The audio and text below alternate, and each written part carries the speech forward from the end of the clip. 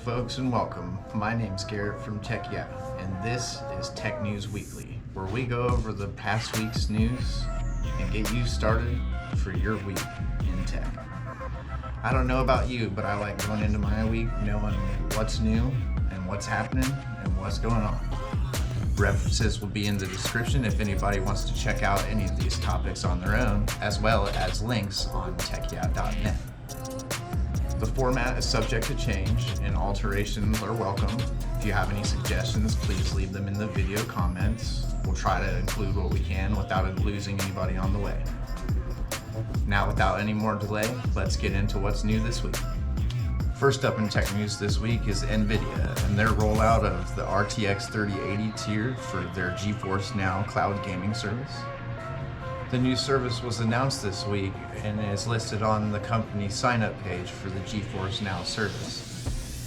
This offers 8-hour session lengths opposed to the 6-hour session lengths already available on the standard tier, as well as ray tracing in 1440p at 120 frames per second. Unless, of course, you have a Shield TV or Shield TV Pro, and then it says you get 4K, but God only knows what the frame rate is. It's not listed. Let's hope that it's 60. There are several people in the community that are a little outraged by this, despite users on Twitter and Reddit pointing out that if you upgrade your GPU every other year, that the cost ends up being about the same, except for without a 3080. So I guess if you're a gamer, that works for you maybe, if you have maybe a fiber internet connection, but if you're in a small town like most of my viewers will be, in our small town, we are kind of like locked with Spectrum. It's the only reliable internet service. Everything else is either wireless or terrible. So our only option is Spectrum. And when you only have Spectrum internet and everybody's logging on and trying to do stuff, even with the increased speeds, the latency isn't exactly all that you'll want. Not to mention the fact, if you physically have a 3080, you gain the benefits of having the NVENC encoder, as well as being able to do video editing and other things. Not to mention, with the Geforce Now gaming service, you can only run the games that Nvidia themselves are licensed to run, which is not every game, so buyer beware. The RTX 3080 service is going to cost $99.99 for a 6-month subscription, twice the price of the priority tier that Nvidia currently offers.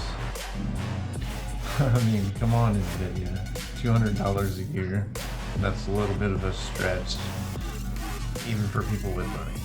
Facebook announced this week that it's planning on pulling a Google and making a parent company that's overall going to own Facebook.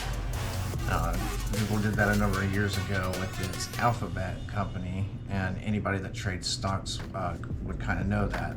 In the article, Facebook also had mentioned that they want to tie all their services together and bring them under one roof with its metaverse concept. So look forward to that in the future. They've already brought several things into Facebook. If you look, your left bar now is so freaking big.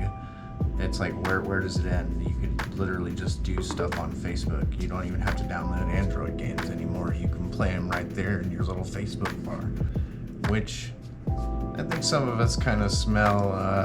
Mark Zuckerberg may try to be getting Facebook out of its lawsuits and other legal mishaps, as suggested by other media outlets. Check out this week's Tech Link. So the Wednesday episode was pretty good. Apple is bringing the heat this week with their M1 Pro and M1 Max announcements. Orders available starting, they say anyways, on the website. Orders are available. They're going to start shipping out 10/26 is when the new MacBook Pro will go on sale, supposedly. So the M1 Pro offers 2 different variants. There's an 8-core CPU, 14-core GPU variant, and then also a 10-core CPU and 16-core GPU variant as well. And then that starts at, this is the very base model. The 8-core model starts at $2,000 US.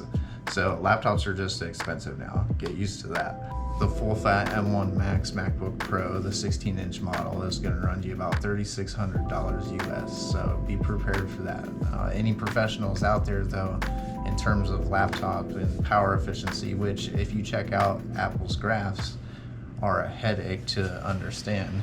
It's just a bunch of wiggly, archy lines on a thing, you know, nobody can really decipher any of that nonsense. But when you look at the technical specifications of new Apple silicon chips, it's really competitive when you put it up against any other professional laptop. And when you're able to use Final Cut Pro with that much unified memory, it's really going to open up some opportunities for people that do video editing and things on a Mac.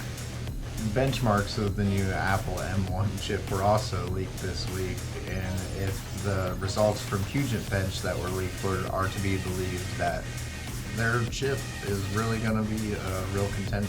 It shows better performance than some high-end Windows laptops, so anybody that uses Apple, check out the new M1 MacBook Pro.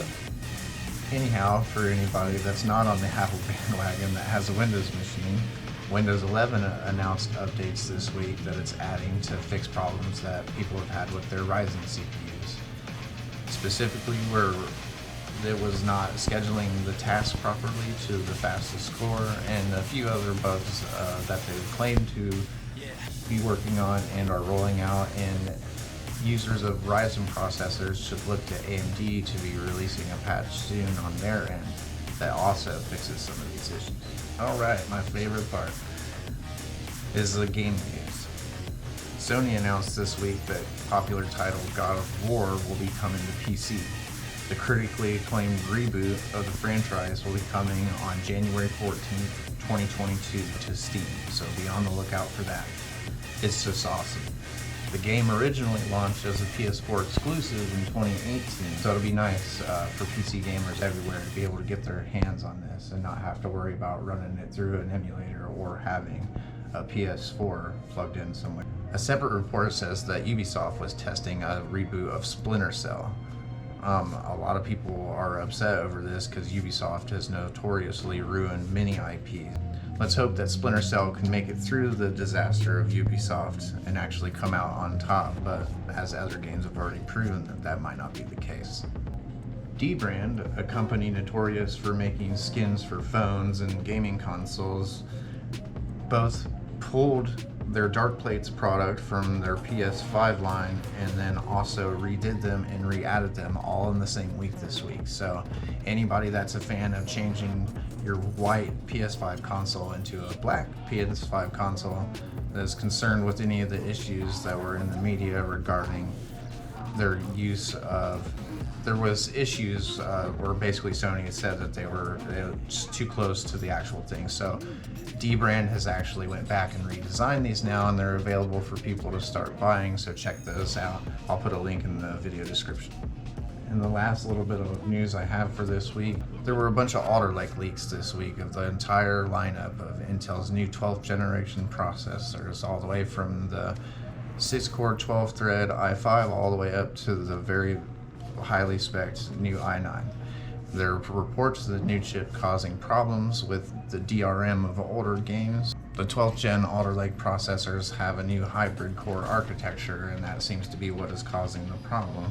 That's all I have for you guys this week. Thanks for tuning in, and check us out next Sunday for your next dose of tech news. Alright, and I just wanted to put in here at the end of the video, I wanted to reiterate, thanks for watching. Tech Yeah now has a Patreon, so if you want to check out the rest of my personal vlogs, the personal vlog series is going to be a Patreon only, and that's just because there's so much editing that I'm doing and filming that I'm doing and everything. I have to kind of find a way to market myself. So if anybody wants to check us out, I have a link to the Patreon in the video description. Any support and contribution that anybody gives to us, we're going to put your name at the end of our videos, and if you get the VIP package and support us that way, we're going to do an animated text, or we're going to figure out some way to contribute those people that support us. So thanks for listening, and I hope you enjoyed the tech news. See you next time.